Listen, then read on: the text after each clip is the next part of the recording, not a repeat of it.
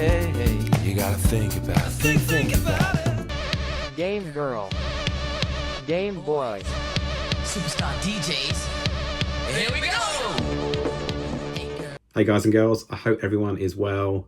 Apologies, it's been a bit of a hiatus the last few weeks. I've been caught up with work and life, family stuff and everything in between. But I'm back, excited to make this video. It's linked to a Kickstarter that I contributed to last year. A new game, a new NES game, albeit available in loads of other formats, as we'll find out. It's the sequel to this 2000 game, Flea, and by Alistair Low Tech Games, and it's freaking awesome. So I did manage to get a digital copy ahead of the physical release being put out, and we had lots of fun before it arrived. But now doing the unboxing and seeing what's in the collector's edition, I'm even more excited. So we'll have a look at some gameplay as well, probably show you the trailer, and then we'll get stuck into the unboxing.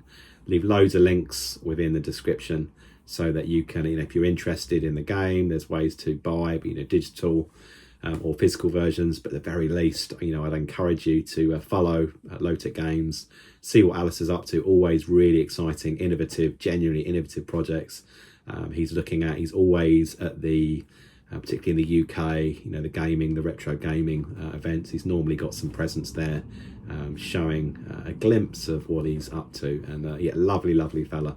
So go and check that out.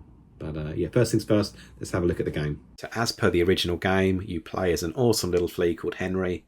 You've got to work through the levels, collecting vials of blood, and the blood itself can be converted into extra lives. And believe you me, you're going to need them. There are obstacles galore, horrible creatures, bosses, etc. It just chucks more and more challenge at you as you progress through the levels. The control style, the play style itself is fairly straightforward.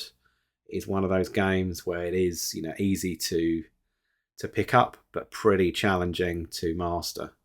Henry himself, he just keeps jumping, even if you're not touching any of the buttons. He'll keep hopping along. If you press the action button, then predominantly it will lower the jump, and that allows you to get through, some obstacles, some spikes, or kind of little chicane areas. So it's fairly essential to practice and really hone those skills, because you're going to need them as you go through the game itself. And the sequel has, I think it's over 100 levels with 8 boss battles. I know as part of the Kickstarter, Alistair had built some further ones, so it's kind of grown from what was the original spec, which is pretty cool. And you've got some nice new mechanics. There's certainly a swimming mechanic, and I think a different form of dash mechanic as well. But with it does bring, if speed running is your thing, and to be honest, it's really not mine, but I think this kind of game would lend well to some of those speed running opportunities to go through. But it is difficult. Alistair designed it for the NES, has been ported to the Dreamcast, which we'll see in a second when we look at the collector's edition. But also, if you didn't want to go for a physical version and you wanted to go digital, then he's sorted that as well on Steam and on Itch.io. So let's get stuck into the unboxing. So let's have a look at what we got. So this is the main game itself, as you can see in an NES sized box, signed at the bottom by Alistair from Low Tech Games. Awesome artwork, obviously in keeping with the original Flea. This was part of the collector's edition, so just 60 were made. Obviously, as you can see, this is the 30th one, a one-player game.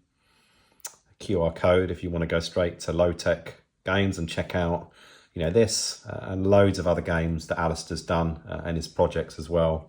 Really cool. See some screenshots on the back. We'll have a look inside.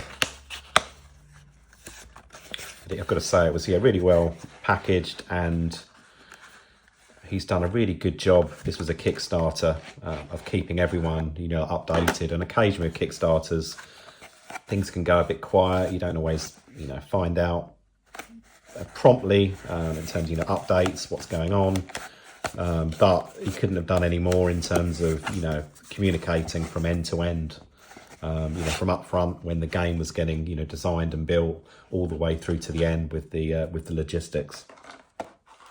So the main course, a lovely white NES cart, very well done, signed at the back. Feels awesome and looks awesome. So really pleased with that. It's just fantastic that people are, making new games for old systems. So we got that. Let's get physical. Let's stay physical. We've got the instruction manual, which kind of goes through, as you can see, in colour. Very straightforward controls. It's one of those, easy to play, but challenging to master. A bit of a comic which sets up the hero Henry, and so on and so forth. And again, signed on the back, which is a nice touch. We also have included in the special edition or the collector's edition, a copy of the game, the game soundtrack on the Dreamcast. This is the soundtrack, and you do get, and this was sent out before I got the physical package, the digital code on is it itch.io and certainly Steam.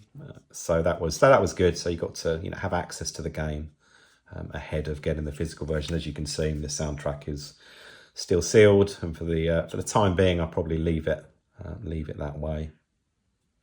And as you can actually see on there, you do get the playable disc on there, the Windows version also, and the manual. So I guess another version of the game. I'm holding up. That's the right way, like a little diorama, which sits above the cart, just to keep it nicely in the box with Henry there. So that's cool. Again, signed, exclusive for the Kickstarter. Pretty wicked. A nice little touch that. He always goes above and beyond in terms of what he's doing. Doesn't just put a game out. Gives some thought to the surrounding stuff. I did get I think got like an extra one in there. So I think this is just the soundtrack, presumably as part of the collector's edition.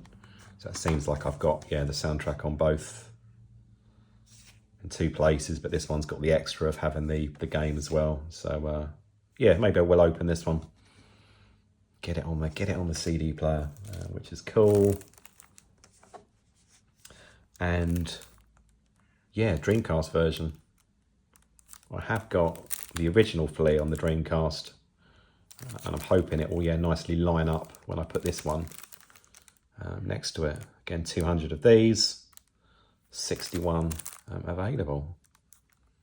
And then the final touch, again, it's still in its baggie, is the plushie, which is pretty cool.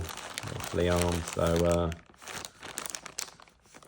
little hairs, pretty awesome. So all in all, really pleased. Like I say, couldn't have done anywhere, particularly in terms of not just the communications, but how this thing was all packaged. Obviously, I'm showing it to you now when it's out of the box that it arrived in.